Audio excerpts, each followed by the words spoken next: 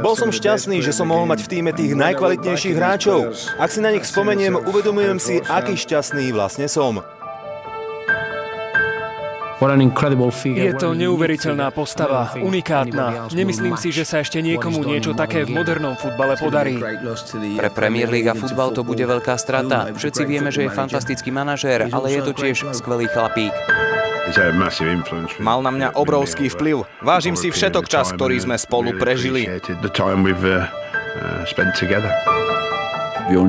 Jediné, čo môžete povedať, je, že si ho navždy zapamätáte pre jeho kvalitu a vyrovnanosť. A samozrejme pre jeho výnimočnosť. Ten muž je žijúcou legendou, skvelý manažér, podľa mnohých najlepší, aký kedy bol a pravdepodobne aj najúspešnejší. To, čo dosiahol, je unikátne. Bude náročné niečo také zopakovať. Prajem mu pevné zdravie a pohodový život mimo futbalu.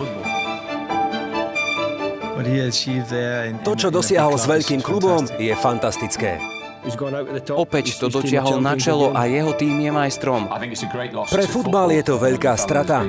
Každý si ho bude pamätať ako najlepšieho manažéra tejto krajiny.